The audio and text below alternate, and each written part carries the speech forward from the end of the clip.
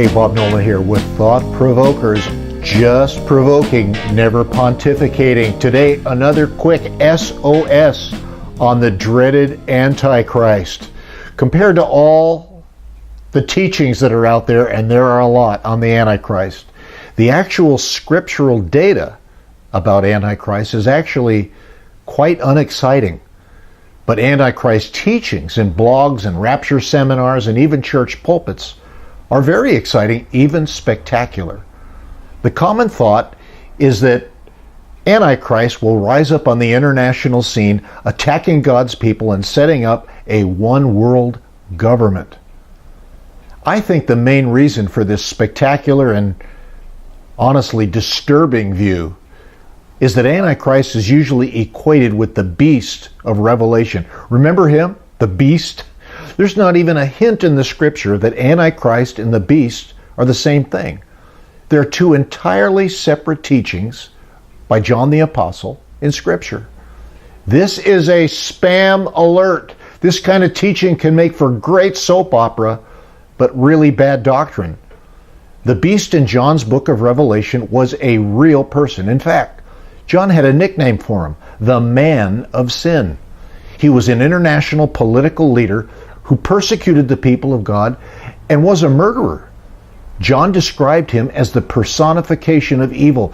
He was talking about someone alive in his day and on the scene. There's some very reasonable speculation about who he was, but this SOS provoker is about Antichrist, not the beast. I just want you to know they were two different people or things. John's explanation of the Antichrist is almost boring when compared to the beast of Revelation. I'll just run the scriptures underneath. Antichrist was never mentioned as a specific person, much less an international political figure. John ID'd Antichrist simply as a denial of God the Father and God the Son. Antichrist was not a political or even a religious person.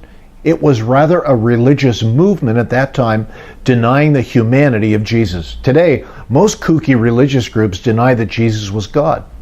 But this Antichrist movement denied that Jesus was a real human being. Yes, it was a movement. John wrote, "This is the spirit of Antichrist." Now, is means equals.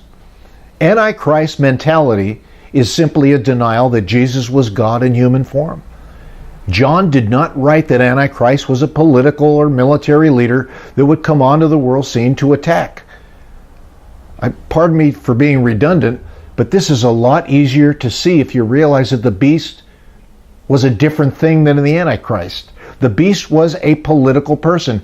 Antichrist was a religious error, a mentality, an imagination, a spiritual stronghold that denied who God was. So the beast was a person. Antichrist was a spiritual scam. Notice this other quite revealing comment by John. People in this Antichrist movement had been with the Christian movement, but defected from it.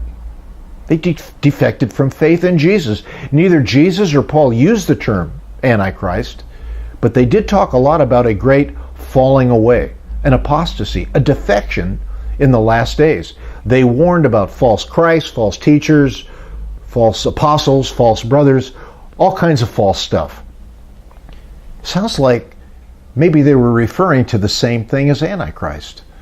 This teaching by John is there for us to study, but it was written to his contemporaries. How would they have interpreted his teaching on Antichrist? Would they have assumed it was for centuries or even thousands of years in the future? If it was for centuries later, would it have any meaning for them? Wouldn't John have told them if it was for another time and not for them? This is not that complicated. But we have spam teachers and Looney Tunes bloggers telling us that Antichrist is alive somewhere in the world today and will rise up and try to take over the world. These teachings are more than just incorrect. They are inexcusable blunders by Bible interpreters, I guess, that have brought unnecessary fear and anxiety to multitudes of people. Of course, a lot of money is made teaching such stuff, But that's another matter, you think? Investigate. Tell me where I'm going wrong. And while you're at it, be careful out there. I'm Bob Nolan with Thought Provokers.